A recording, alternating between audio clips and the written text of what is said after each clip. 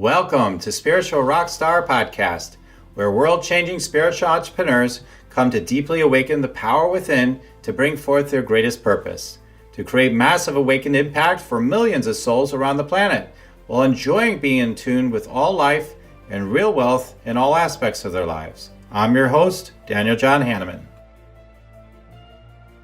And hello, everybody. I'm so glad to have you here. Another amazing Spiritual Rockstar podcast. I have an amazing guest. I'm telling you, this person is going to absolutely have you learning new things that you'll be able to implement right away. She's a no nonsense kind of person. So you'll get like what you really want that you can implement right away, and even much more than that. So you're going to learn how to, be a chakra detective for yourself. I mean, wow, that's pretty incredible, right? So I can't wait to hear what she has to say after, doing chakra scans for so many people over the years. And I know she has something even so much expertise, decades and decades of experience with this. I can't wait to share everything she's going to share with you today. They let her share that with you, and we're going to have a yummy time together. We're going to get started in one moment. Want to meditate and make money? Let it be simple. Let it be easy. Let it be fun. Go to yoursacredpurpose.com and get your free Meditate Make Money meditation today. Dr. Susan Corso, so glad to have you today. I'm very glad to be here, Daniel. Thank you. All right. Well, let's let the audience know more in detail about you now. Dr. Susan Corso is a metaphysician, an intuitive, and an author of both fiction and nonfiction. She has had a spiritual consulting practice for over 40 years. Her latest nonfiction are the 8 energy integrity workbooks. They teach applied practical knowledge on how your chakras reflect your past and how your chakras can be changed in the present, and how to use your own energy, a human energy system, to create your future. That sounds pretty cool, right? Her fiction crosses genres and is about people who are conscious creators. And she lives in the Hudson River Valley in Cupcake Manor with her beloved husband, and I love this part, and her familiar Smooch, of course. So I love that. I love that. What a beautiful name for your familiar. So Susan, got to know more about Smooch. Tell us about Smooch. Smooch is a dog then, or no? Smooch is a tuxedo cat. Okay, tuxedo cat. And she's called Smooch because she has all around her mouth, she has just white, and it looks like someone put a white kiss right there. She's her face is completely black, and then there's this white kiss. So she's called Smooch because she looks like she's smooching you all the time. Cool. Yeah, the download I get on that, because I got cat first, and I'm like, well, maybe it's a dog with a name like Smooch, and then I have a feeling that, now you may not agree in your energy assessment of detectiveness, but from my eyes, I'm like, I feel a little dog sort of vibe in this cat, like not entirely, but so I was just curious. It's so fun though. It's so fun everything is interconnected and is revealing everything we need to know right now. So Smooch, love it. I love the love. So let's get into it. So you've been doing this, as you told me, like for forever, right? For decades and decades and decades. How did you get involved with all that? You're like one of those people, you're so curious, you're so into everything, right? That's why you love writing and all this stuff, books. And so tell us about yourself. Like, how did you get into all this stuff? You're a writer, accomplished writer, and you also do all this amazing energy work. Tell us, how did you get into all this stuff? Well, I have a sort of a two-pronged life, and it took me a very, very long time to figure out that what links it all is metaphysics. So I write books about people who live the way I want to live, people who ask themselves spiritual questions, people who want to live by their spiritual values. Well, energy work is no different than that. It's just applying it in a different venue. So people have come to me for many years wanting help with their lives. And I didn't set out to be a counselor, but when it started happening that I was counseling and doing healing work, it made no sense to me not to include that person's concept of the divine. So if you're a Hindu, I'm not talking to you about Jesus, I'm talking to you about Lakshmi. And if you're a Christian, I might be talking to you about Jesus. If you're a Catholic, I might be talking to you about the Blessed Virgin Mary. And if you needed to be Great Spirit or Herald, or, Herald be thy name, right? What doesn't matter to me is who your God is. It matters that that you have a place in a cosmos that is not chaotic.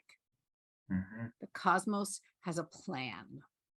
I don't Let me ask you a question. I'm going to interrupt on this. But so I asked you, I'm like, okay, where did all this come from? Did you come from a background where things were honored like that, or was it not so much that way? Or I'm curious. Not at all. It came, let me warn you to put your seatbelt on. It came out of tragedy.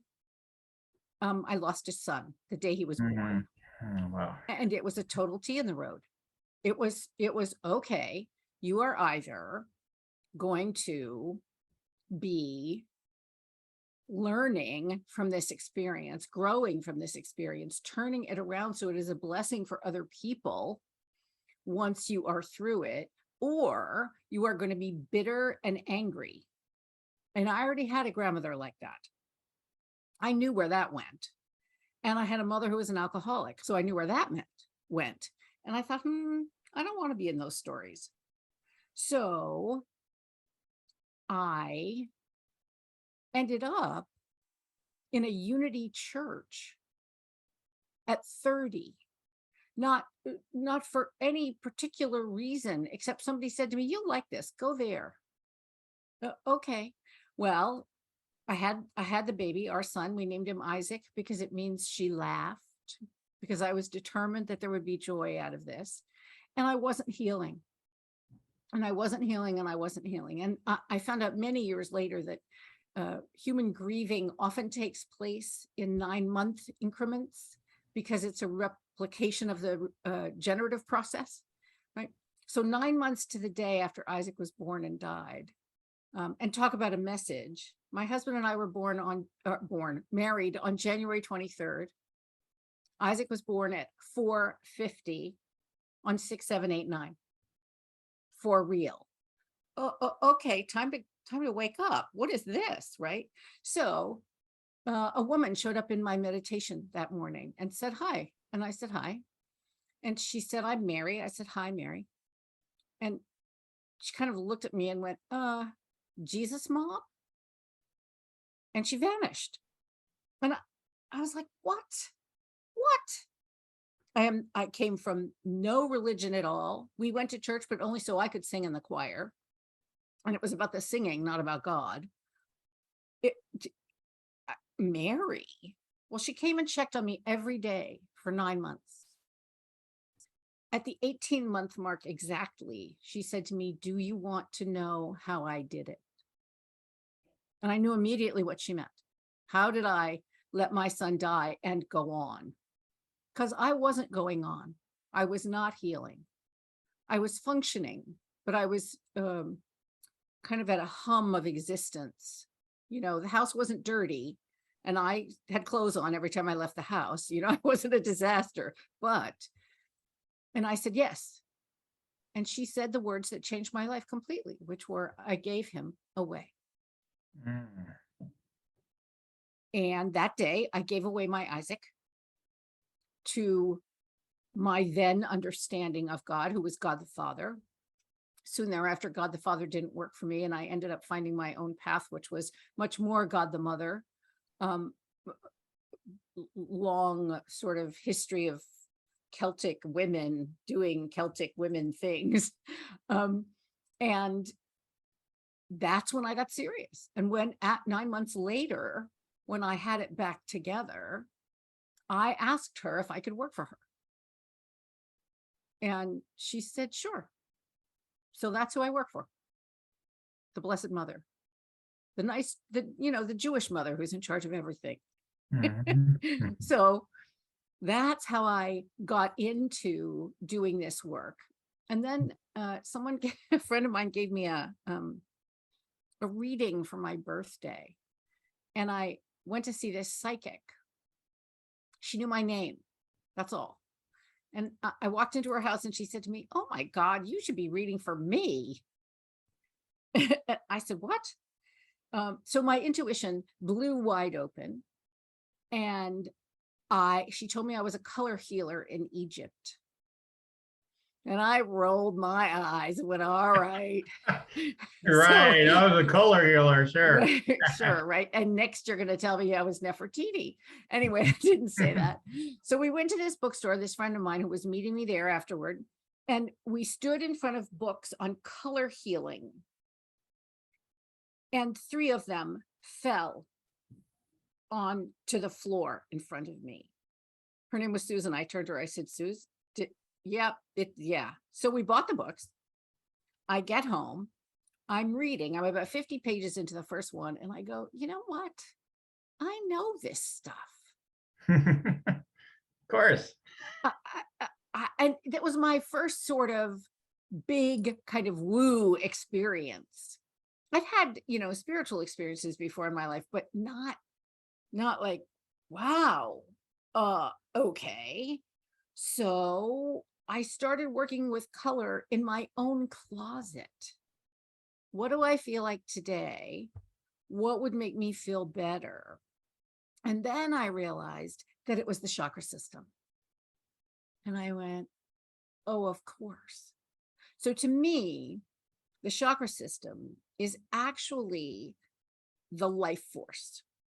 And the reason I say that is this: something makes your circulatory system circulate that is beyond your heart. Yes, I understand your heart is a pump. It's mechanical, but something has in its nature circulation, right? Something makes your lungs respire, right? The respiratory system. What is that something? That something is what I would call the divine spark. Life force, chi, prana, mana, we could go on, but you take my point. So I think that the chakras are life force viewed through a prism. So you actually can see where life force is moving in yourself. I don't mean see like with your eyeballs. I mean, know in your being, because you can feel it. And it's the reason you can feel it is because it's in your body. And the thing about bodies that is the coolest thing in the whole wide world is that they don't lie. And they don't lie because they can't lie. That's amazing. Now, that doesn't mean that we don't use our way overtrained left brains to override the truth in our bodies, right? So you have a bit of a sore throat on Monday and you go, oh, this is no big deal. I'll just go out with my friends anyway, and you don't get enough sleep. And so by Thursday, you have to take the day off because you have a cold. When if you'd listened to the tickle and you'd stayed home and you'd drunk lemon tea and had a quiet night and not talked, you probably wouldn't be sick on Thursday, right? That message is there. And usually there's an emotional message with it. And so finally, what eventually happened was I met a doctor, like an MD doctor, a functional medicine doctor who came to work with me for a couple of years. And he opened a big medical center in Boston and asked me if I would be the head of spiritual and energy medicine for him. So there are 20 doctors in this place doing all kinds of different things, some specialists, some general doctors. And whenever they got stuck, I don't mean that they were not, that their protocols were not addressing some of what was happening, but they weren't addressing all of what was happening, right? So he used to call me from his office and he'd say, okay, I'm sitting here with Daniel. That's all I knew, right? On a speakerphone. And he'd say, what do you get? Well, I was never wrong. No idea where the skill came from, what it was about. Never. I mean, I took anatomy class in the 9th grade, but that was a while ago. You can imagine. And I just knew. So that when I went to work for them, what happened was the doctors who knew they were touching 25% of a systemic illness wanted to know what was really going on. And invariably, that's where my expertise came in, because it was either psychological, emotional, or spiritual, right? Something's happening that causes a symptom. And the symptom is way, way, way down the line from the happening, usually, right? So I had a woman come to me once, a soprano, a singer, opera singer. And she had contracts to go to Germany and sing in major opera houses all summer long. This was May. And she'd lost the top third of her range. And she said to me, I don't know what to do. I can't make a living. And I have all these contracts. And so we sat and talked a little bit, and I got a flash, like an intuitive flash. And she was probably in her mid 40s. And I said to her, how old were you when you had the abortion? And she said 14. I said, okay. So you were raised Catholic, right? She said, uh-huh. And I said, well, you know, those lessons and those things that you learn as a Catholic girl, even though you're not a Catholic girl now, it takes a while for them to sort of loosen their fix. But at 14, she still had that Catholic matrix perfectly. She was going to Catholic school. So I said, I'm going to say 2 words to you, and you have to say them to yourself until you can sing again. And she said, okay, 2 words? That's all? I said, yeah, te absolvo, which is what a priest says when you're through with confession. I absolve you. So yeah, you're judging yourself for having done something horrible, and you are punishing yourself so that you can't even earn a living because of your opinion about what happened. So one of the good pieces that came out of Isaac being born and dying on his birthday is that I understood that children have souls and they come here with things to do, right? I said to her, how do you know that you didn't supply a soul with 6 weeks of touch into physicality, which is all that soul needed? How do you know you didn't do a service for God by doing that? And being willing to nurture your own broken heart over losing a child or having to give up a child. And she was like, well, she could sing in 10 days. She did the work. She was desperate, right? But that's not the point. The point is that something that happened at age 14, and she's in her mid 40s, we're talking decades have gone by. She has had, some singing problems, some note problems, special teachers, a voice doctor, blah, blah, blah. But then all of a sudden it comes down to what it needs to come down to. And it happened to be her Saturn opposition, age 42, right? So yeah, it was time to let it come into her face and deal with it. She was fine. She went to Germany, sang her contracts, everything was okay, because she understood finally that she could give another meaning to what happened. And that's really what my work is about, is helping people find a meaning that gives what happened to them value. And the chakras, you could think of your chakras, nobody really knows where the subconscious mind is, right? It's not like you're, the top 10% of your brain is the conscious mind and then the rest is subconscious. I think the chakras are the subconscious mind. I think they record everything. So they get here. So this woman, her throat chakra was tight as a drum. Well, of course, she was cutting down on her air. She had her shoulders up. She had her chin back, right? Well, of course, she was avoiding the guilt, right? I said, well, wait, how about if there's no guilt? Wait, what? How could that be? New story. new story. That's what we Mhm. all need. I'm a believer in what Viktor Frankl said, which is that human beings can live without a lot of things, but not without meaning. Right. Yeah. Yeah, that's always what it is. Like all the years I've been doing this too, it's you tune in and it's like wherever it's coming from, wherever we sense the origins are from, whether it's this life or early in this life or both or whatever.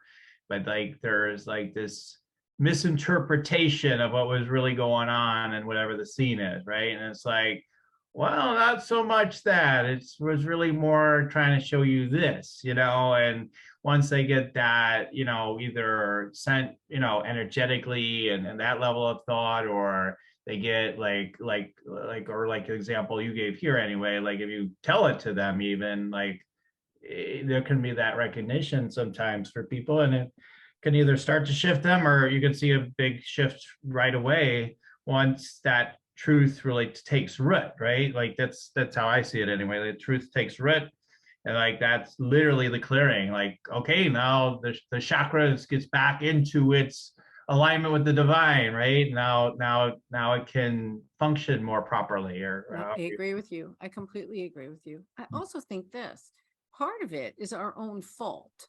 And I don't, mean to be tisking at anybody, but oh boy, do we love to rehearse the outrages and the problems. And we dig neural trenches in our own experience. Well, and you tell, a story that happened 30 years ago, you tell it the same way, same words, same phrases, same timing. What do you think that's doing in your brain? Well, if it was, on your desk with a knife, you'd be carving a trench. Eventually the leg would fall off, right? Yeah. But we're not taught this. And we're not even taught that we have an energy system. So how are you supposed to manage essentially the thing that gives you the life energy to function? Right? How many people do you know, Daniel, who are absolutely, totally, completely 150 million% exhausted? Almost everyone I talk to. Yeah. Right? A lot of exhausted, a lot of tired people. A lot of tired people, a lot of running around, trying to get all the information in and read all those emails and this and this. And I go, whoa, wait. That's not what this life is. That is not what this life is. And if that's what, then you're a hamster on a wheel. You're not a human. And if you are a human, then you're a human doing, not a human being. Right. Right. And that's exhausting. Of course you're exhausted. I say, okay, stop doing that. Let's do something different. How about something different? Oh, well, what might that be? Well, the magic of the chakras, Daniel, I'm sure you know this. Most people think that the chakras are like these solid colored hockey pucks that attach to their spine, like a ribbon, right? That's not what they are. At least that's not how I see them. Right. Chakras are three-dimensional spheres of light that vary and move constantly, right? And the important thing about chakras, and this is one of the things that sets my work apart on chakras, is not that you have them. It's nice that you have them. It's nice that you know your first chakra. Congratulations. However, is your first chakra talking to your second chakra? Because if it's not, or if it's got a judgment, or if there is anger, or if there is hurt, or if there is anything in the way of that, there goes your energy. You're toast. Okay, so wait. So the important thing is you have all the information inside you. This is one of the reasons I used to say this to doctors all the time. This is why you guys don't know anything about chakras, because you can't figure out how to monetize it. Right? There's no insurance code for chakras out of balance. But you balance people's chakras, and then their health issues can get better because the psycho-spiritual and emotional pieces are realigned. Right. So that then the magnetism of Western medicine, okay, we're going to give you an antibiotic and remind you what it's like to be healthy, right, can start to work. But if what you really need to do is weep, no antibiotic is going to stop you having a sinus infection. You need to weep, or it'll stop it. It'll stop it a little, right? For a while, but then it'll come back. And the doctor will say, well, I have to give you another antibiotic. Right. Or it goes away and then something else pops up in your energy that's Exactly. goes up somewhere else. Exactly. It's like those balloon animals that clowns make. Right. It's Right. really true. So learning how to work with your chakras so that they play a melody, right? If I played middle C for you and said to you, Daniel, this is music, you would say to me, no, it's not. It's not music at all. You need another note to make music, right? That's why working with the chakras together, right? So if your first chakra is sort of Bing cherry red and your second chakra is pumpkin yellow, okay, what does that mean? That means that there's a pumpkin orange. There's a red orange space in between where they have to talk to each other and figure out what their relationship is and what the harmonies are and what the melodies are and how to function better. Now, everybody has a chakra that they lead with, always. Okay. But then the rest of them all have to function. You don't get to just turn one off because they're connected to your endocrine system, which is the system, essentially it's the communication system in your body, so that all those hormones talk to each other. And the magic of hormones is this: they're perfect and magic when they're in balance. But when we think of something out of balance, we think of Libra, right? Like this. Yeah. I'm a Libra, I ought to know. Oh no, hormone imbalance is like this, tiny. So tiny that sometimes it can't even be measured, right? Or the Western medicine tests don't measure it really. So I know a lot of people who have thyroid issues. Thyroid issues are connected to your fifth chakra, and they have to do with the quickness or the slowness of your metabolism, right? How you maintain your weight, gain weight, lose weight, that kind of stuff. Okay. Well, if you don't know that the Western system says that your thyroid needs to be, let's say, between 1 and 3. And so you get a test that is 1.2. And the Western doctor says, okay, you're normal, right? But the energy healer says, your thyroid's limping. Yeah. Maybe we should help it along a little. We don't have to give it Synthroid or any fancy medicine, but let's make sure you're eating, iron, let's say, right? Or calcium. That would be good. And that you're doing something for exercise. That will help your thyroid and your metabolism even out, right? So those are support things that Western medicine isn't about, because Western medicine is about fixing. Right. I'm not interested in fixing, although fixing is nice. I'm interested in curing. Right. Well, that's another movie, right? Curing, healing. I mean, I've had clients, 2 actually, almost back to back. One with breast cancer who did her emotional work and died completely peacefully. One who did her emotional work and lived and still lives to this day. Why? That's their soul agreements. Right. I don't know the why of that. Right. But I'm willing to support them in being at peace if they're going to die. Yeah. Or at peace if they're going to live. That's their choice.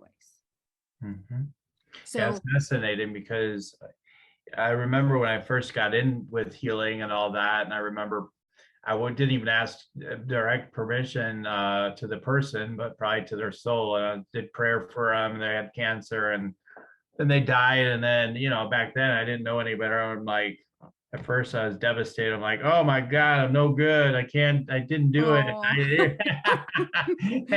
And then, of course, not that long after that, then I some wisdom came in. I'm like, well, yeah, but if it wasn't his path, or he wasn't receptive to it for whatever reasons, then that's what's going to happen. There has to be receptivity. We can't just think we're control maniacs. And there's some people that say, yeah, 100%, I cure 100%. Every single person I do, 100% never fails. And I never believe that. I'd be honest, I guess there's no way you can go in and cure any condition 100% of the time.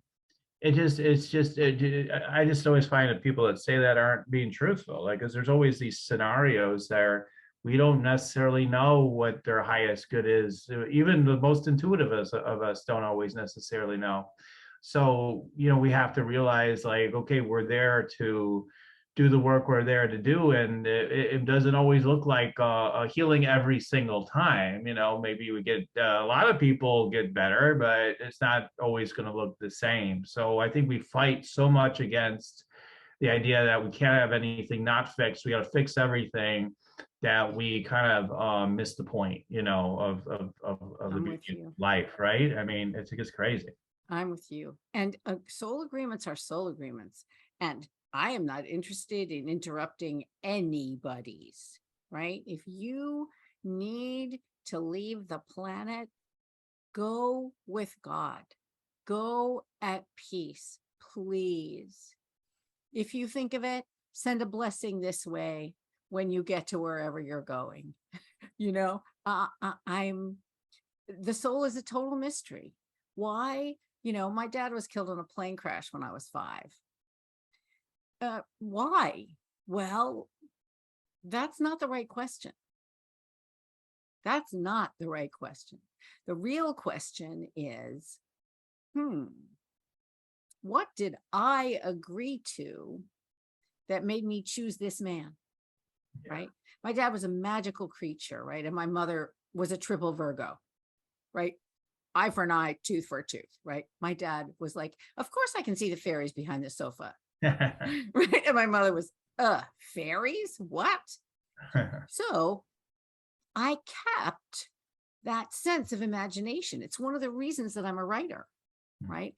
And it's funny, I don't ever make an outline when I write. I know sort of the first scene. I know, like, if it's a mystery, I know who died. If it's a romance, I know who gets together. But I don't know how it's going to work. I have no idea how or why. And I write to find out what the hell is going to happen in the story. It'll work itself out, right? That's right. I don't know. I wrote over COVID, I wrote an historical fiction novel, not ever expecting to write historical fiction at all. It's about 4 sisters in the 1890s who don't follow the rules. They are really not interested in being the kind of women that, faint at the sight of blood. They were like, yeah, no, we're not doing that. Okay. And they're fabulous. It'll be 4 books. I had a great time doing it. Okay. I'm here to serve. I am here to serve. And it doesn't matter if it's my counseling practice or consulting for a Fortune 500 company, both of which I've done. If it's teaching, if it's talking on a podcast, or if it's making a peanut butter and jelly sandwich, right? I am here to serve. That's what we're all here to do. Now, it takes different ones of us, different amounts of time to figure that out, right? I will be 65 on my birthday in October. That's long enough to figure some things out, hopefully. Hopefully I get more diluted, right? Right. Well, all of the above, certainly that's possible. But do I intend to have my heart in the right place? Yes. Yeah. Am I a human being? Yes, that's what it says on my ID card. So do I make mistakes? Yes. Do I have opinions? Oh, yes, very strong ones. As my husband says to me, you're not bossy, darling. You're the boss. Just are the boss, right? That's right.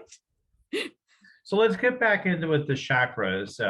It's so important, like the idea of okay, so this is, like there's a purpose, there's this deeper purpose to the soul, and therefore like the the way the chakras are showing up and everything, kind of put it back in the context of where we came from. And then, so you've helped people, you talked a lot about on the physical level. That's amazing that you were able to be, like that's a dream come true for a lot of people. Like, really, the doctors like wanted your input? Like, oh wow, like I remember. Some of them. Yeah. I remember like, what was it, 10 years ago or something? Also, I started hearing like, oh, Reiki's getting into the hospitals more and everything. I'm like, okay, cool. Like, that they're actually allowing these things that more and more. And so there is some progression going on with it. Still, though, if you talk to most doctors today, they're like, "Oh, that's all good and well. That's all that like the placebo effect stuff, and we trust the 70-80% effectiveness rate of what we do." And but again, they're fixing right rather than the curing. So, but I also want to talk about like if I imagine you like you did mention with the voice, but it's physical too, but you help people as well in terms of like their life situations overall, right? I mean, Yeah. strictly, you've done a lot with the physical stuff, and that's a natural gift you're attuned to through the lifetimes, right? Like you've had lifetimes of experience, but you also help in other areas, and then you can tune into it and work on it along the lines of what we talked about already, and you get those chakras, communicating and connected and all that sort of stuff.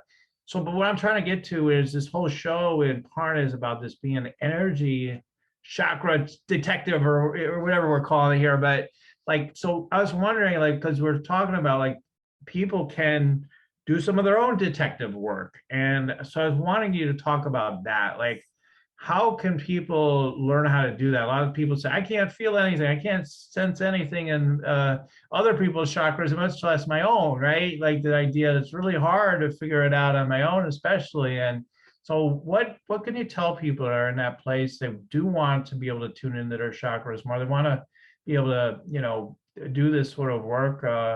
What hints can you give them? What can you help do? Happily. Yeah. So, just for what it's worth, if a plumber had a 70 or 80% success rate, that plumber wouldn't be in business very long. Just 70-80% of the time. Is that good enough? That's right. Just so everybody knows, right? Yes, everybody has a chakra system. We are to varying degrees sensitive to it and not sensitive to it, right? The first thing I would say to anybody is, what's your definition of tune in? Right? So people say to me, can you see auras? Well, the answer to that question is yes. But am I looking at you on Zoom and seeing colors around you? Excuse me. No, of course not. I can sense it. I am aware of it. If I needed to look specifically at it, I would ask you first. I do no energy work without permission unless someone is dying. The last time I did energy work, carte blanche without permission, was on 9/11. I was a half a mile from there. Believe me, I did energy work. But what we have to do is change our definition of tune in. First and foremost, you're not likely to get a picture of your body or see your own aura or see your own chakras in a mirror, right? In the bathroom mirror. I don't see mine. And I'm good at this. And I've been doing it for a long time. So, okay, first and foremost, what you want to do is become aware of sensation. And it will be subtle sensation. So let me give you a classic example, right? It's Sunday night. You have to go to work tomorrow. And you have a sinking stomach. That feeling, right? Okay. So my first question to you is it above your waist or below your waist? It's above your waist. And because it's above your waist, we know it's your third chakra, not your second chakra, right? So your third chakra, when you know what the chakras represent, is all about power. So the first question that you ask yourself, and I teach people how to ask themselves these questions, is, okay, do I need more power or do I feel disempowered in some way? Right? Now, maybe it's something as silly as you have a cubicle mate who talks loud all the time, right? And you don't want to confront him, but the guy either needs a hearing aid or you need noise canceling headphones, right? How can we solve this, right? In order to answer that tummy feeling, right? And everybody has the ability to do this, because you and I both have walked into rooms in which someone was arguing and we were like, whoa, let's get out of here, right? No, and everybody has had that experience, no matter how intuitive or not intuitive you are, right? Awkward, right? Okay. So what's going to alleviate that dread in your third chakra? Do I need to make a plan? Do I need to say something to the person? Do I need to go to my boss and say, I need noise canceling headphones, or to move, right? What is going to solve this problem to handle the emotional issue, right? Now, let's say that your performance review is tomorrow instead. And you still have Mr. Loudmouth, right?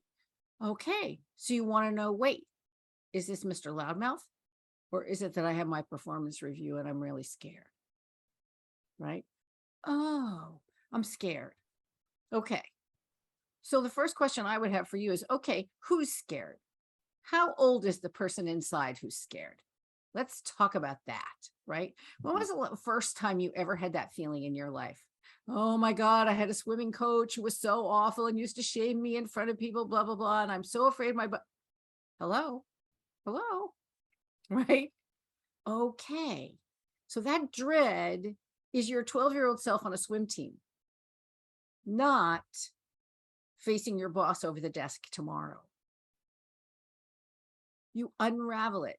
You care for the 12-year-old. You go, oh, I'm really sorry I couldn't speak up then, right? It's okay. And you leave your 12-year-old home with a video in your mind. Put your 12-year-old on your bed before you leave the house, right?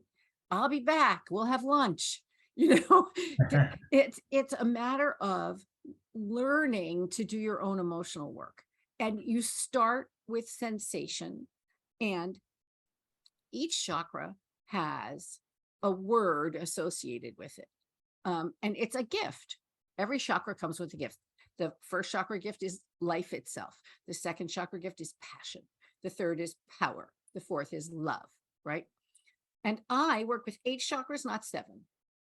Because in the 1870s, the rabbis, the Kabbalistic rabbis in Spain noticed an 8th chakra becoming in front of the thymus gland, rosy pink. I use it about 6 inches in front of everyone, and it's for emotional immunity as well as physical immunity. So it's becoming aware and paying attention to the sensations in your body, because they're there. They are there. Now, that means a couple of things. That means, okay, pay attention. There's a reason that's the phrase. It's because there's a cost to attention. Because you are not watching the game if you're paying attention to your feelings.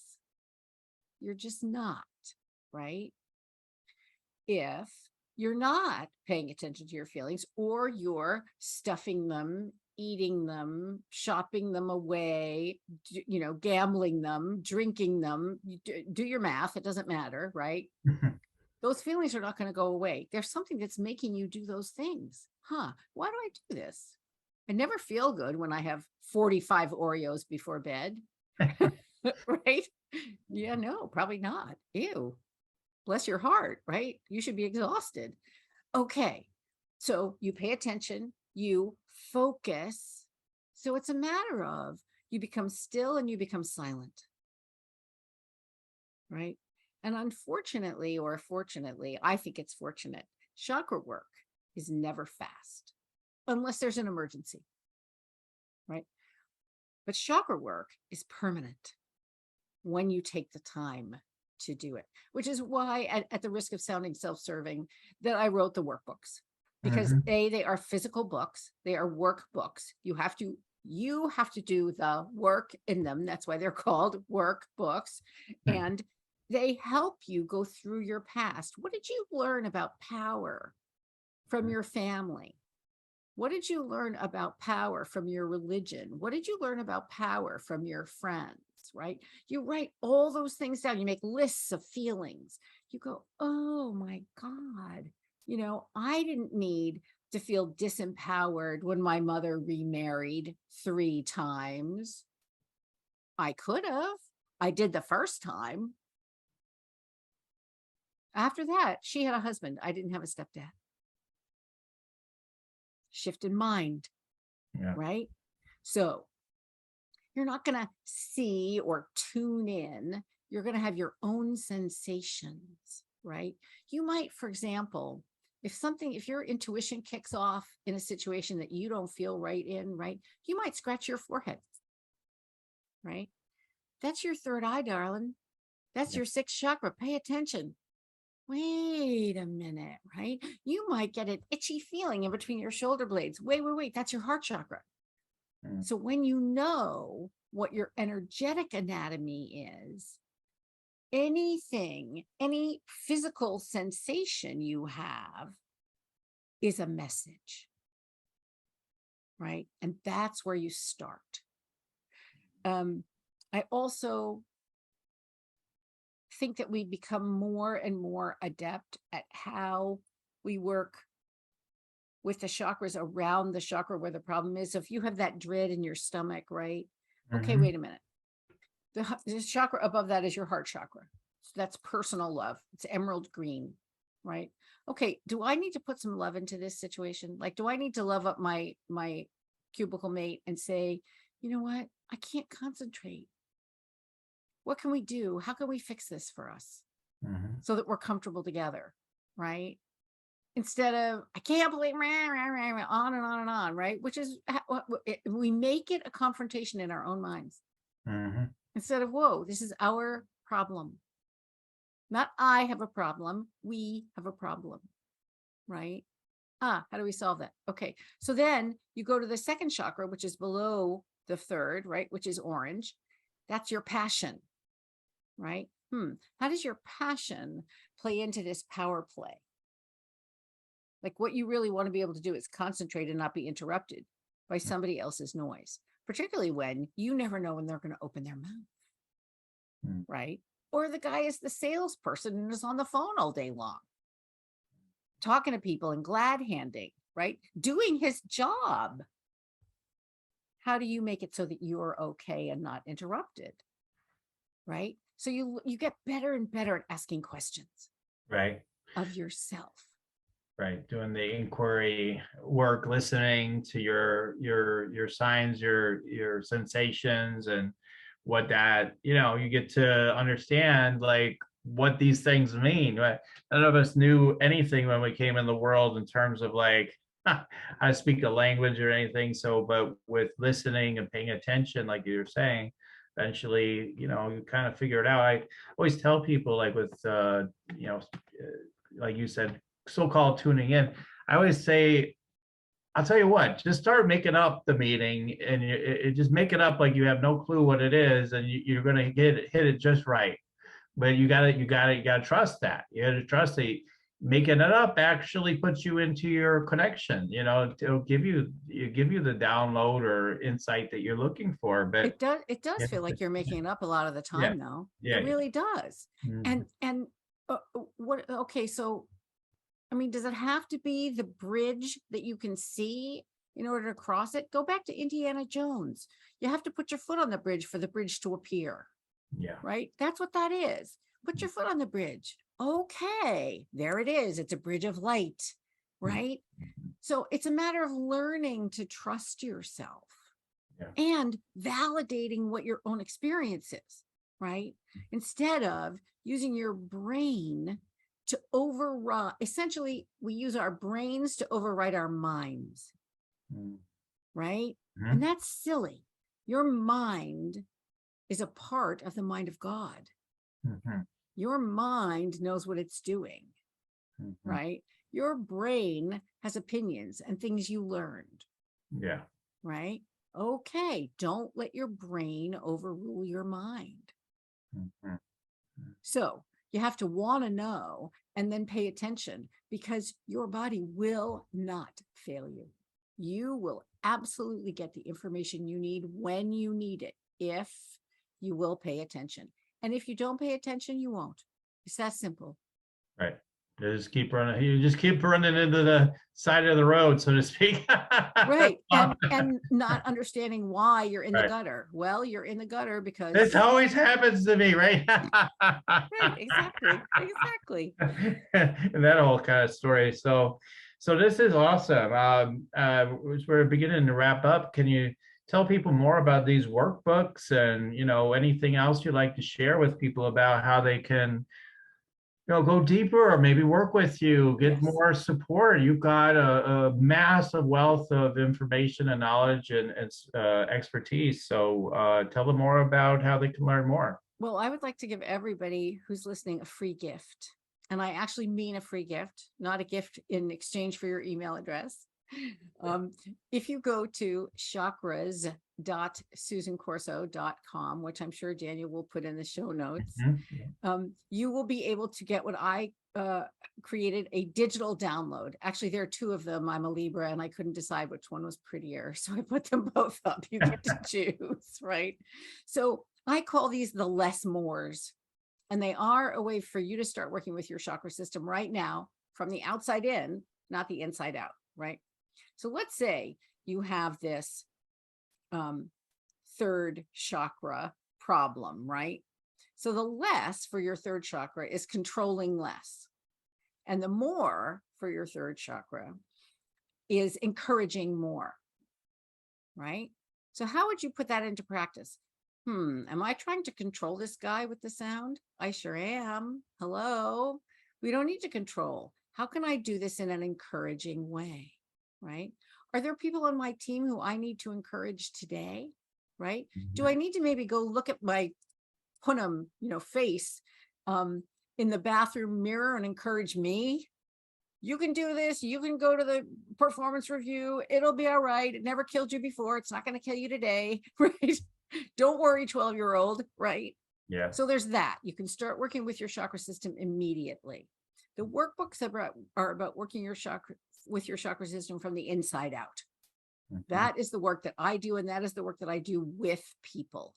So if you were drawn to working with me, you would go to either one of my websites, but ampersand.org is my spiritual website, and you fill out the form and you ask me if we could make a time to talk, and I will get a notice. I ask that we do this so that my email address doesn't get spammed from here to eternity, if that's all right. And the other website, susancorso.com, is all my writing. So there are spiritual books there. There are all kinds of things there. The workbooks, in the description of the books, it says, if you need more passion in your life, start with the orange one, right? If you need more power in your life, start with the yellow one. Start with one.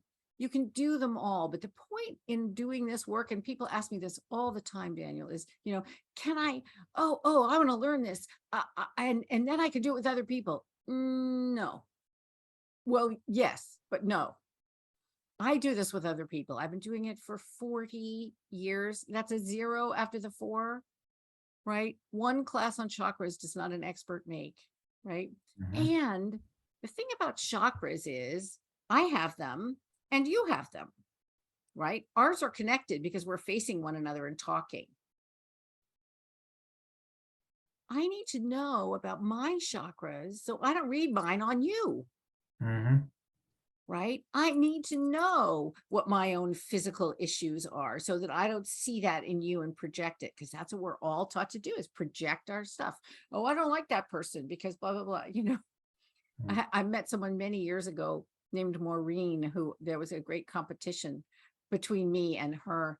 And I haven't liked anybody named Maureen since. I was 20 when I met her. That's ridiculous. That's completely ridiculous and irrational, right? It doesn't matter. You have those associations. We all do, right? You got to know what your own are. I have subsequently met people named Maureen who have become my friends, right? Because I got over my silly self, right? So yes, you can do this. There are two ways to do it: outside in, inside out. Outside in is fast and dirty, right? The first chakra, less more, is complain less, thank more. You go to yourself, have I been complaining? Do I sound like I've been complaining? Wait a minute, I've been complaining. Dang. And you'll know, because you'll be surrounded by people who are complaining. Yeah. It will be making you a little crazy, right? What do? Well, you stop complaining, you bite your tongue, you put an elastic band on your wrist and snap it. You do whatever you have to do, right? And then you start being more grateful, right? That's why they're in pairs. This world is based on polarity, day, night. That's all I have to say, right? We have to work with the polarity. When we don't, what happens is polarization. And polarization is polarity times 10,000. Right? Well, okay, what happens when you pull an elastic that way? It snaps. That's what's happening on the planet right now. The elastics are snapping because of the polarity gone mad. It's good though, because what's doing is it's making a place for a middle road, right? And that's why it's worth doing the chakra work from inside out and outside in. Yeah. Because you will meet in the middle and you will be happier, calmer, far more capable of coping. You will not have knee-jerk reactions that are based on meeting someone named Maureen when you're 20. Right? I mean, that's a silly one, right? But, what happens if there's terrible trauma that you knee-jerk react against all the time, right? Somebody mugged you, let's say, on a street in New York City. And so every time you walk on a dark street, your heart is beating on the end of your nose. Yeah. Wait, there's work to do there. Right. Let's undo the trauma. So where is the trauma? That's the first question. You might think it was in your second chakra or your first chakra. Maybe it's not. Maybe it's in your throat chakra because you were so scared you couldn't make a sound, right? I think that's why I've stayed fascinated with this for so long, right? If I was in a room full of 200 healers and they all wanted to lose 5 pounds, they would all want to lose 5 pounds for a different reason, and it would be coded in their chakra system differently. Every single one of them. Okay, humans are fascinating. Right. That's why I'm so adamant about this. And if it was me, I would teach every second grader about chakras. They should know about chakras like they should know about brushing their teeth. Yeah. You're right. Well, we're going to put the some of that information, certainly your free gifts, linked below, and whatever people can take advantage of that. And if you want to connect with Dr. Susan to have her help you out and tune into you and support you, you can reach out to her at her website too, ampersand.org, right? I ampersand, it's the letter I ampersand.org. Okay. Got it. Okay. All right. So that's wonderful and very powerful stuff. So yeah, well, we're at the point of the show where I usually do a quick tune in on my guests. You ready to receive a download or two?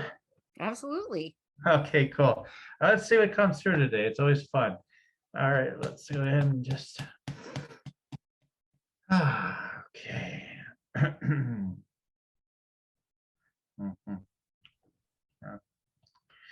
Okay, well, there's something about they're showing me smelling a rose, and there's this vibe of I'm reminded anyway of the rose, like as like I get like Mary Magdalene ideas coming to me and stuff. So could be that you might be being asked to bring some more enlightenment, wisdom to women, specifically around deeper mystical knowledge or something like that along those lines. So that's kind of what I'm kind of getting through it. So and I just share what comes through. You guys, it's up to you to decide what's true. Okay, let me see what else comes through.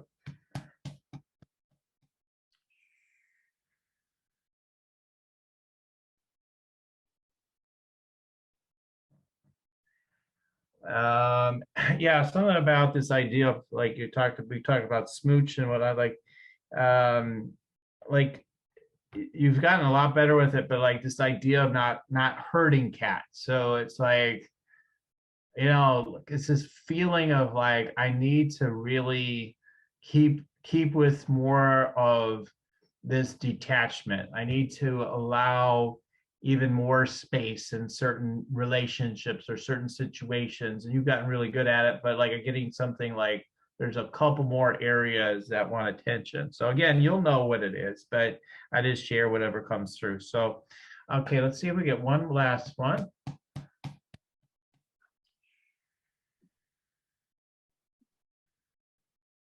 Okay, and they're saying you can be like that good Jewish mother. You can be very so the funny thing with you is I imagine some people are intimidated by you. They think you're too harsh, and people don't know you the way you may come across, but it's like you have this like within all that frequency still like there's this doting like kind of energy inside of you that it just loves and wants to nourish people so deeply. And I think that's just something I want to just recognize in you, because I think some people be like, people probably have this idea like where they'll say, well, who do you think you are, or something like, and it's like what's cool is you can, you're connected enough with that doting, kind of Jewish mother kind of energy where you can tell it like it is, but you bring a lot of love and you know insistence, but a lot of love to people at the same time. So it's just a recognition of you. So I just want to recognize. Thank you. That's so lovely. And oh my gosh, you were spot on about Mary Mags. Oh, okay. Totally. Cool. Cool. Totally. I have read everything written in English about her. Oh, wow. I went, whoa, okay, cool. Awesome. That's good to know. It's good to know. Yeah, I knew this comes through for a reason. So there's something more that wants to happen there. Okay, awesome. I'm so grateful. I always love what comes through. And I just share with everybody real quick. If you want to check me out, you can go to yoursacredpurpose.com. I do downloads for people on their business and stuff. You'll see all that there if you go there. And also you can get your free meditate and make money meditation, which opens up the energies that in your chakras and your overall energy, helps connect those chakras and all that stuff. I bring you through into something that's really beautiful with that and helps turn on the energy with money and abundance and like, hey, this can happen, where your brain, your thinking mind is always like, I don't know what's possible. What can I do? Anything? And like, it just turns the energy on. So check it out at yoursacredpurpose.com. And I always like to give the guests the very last word here, Susan. So what last words do you have for the audience today? What I would say is this: chakras are about your creativity, and we need to be chakra literate. We need to be energy literate because energy is what everything is based on. So even if it's not chakras, I don't care, study electricity, but learn something about frequency and energy because that's where we're going. Nice. I love that. I think that you're so right on about that. So, okay. Well, great. Thank you so much. It's been a great pleasure to have you on the show, and your power, your wisdom, your insights, and I really love it. And so everybody check it out. Reach out to Dr. Susan on all things chakra and more, and check out her books and all that good stuff. And like I always say, keep on tuning in. We'll keep on rocking it here at Spiritual Rockstar Podcast. So next time, everyone, goodbye for now. Listening to Spiritual Rockstar Podcast. Stay tuned for our next upcoming new episodes each Saturday. Please be sure to subscribe, rate, and review to help us to serve you best. As a reminder, you can get your free Meditate and Make Money meditation at www.yoursacredpurpose.com to rock your sacred purpose. Goodbye for now, everybody.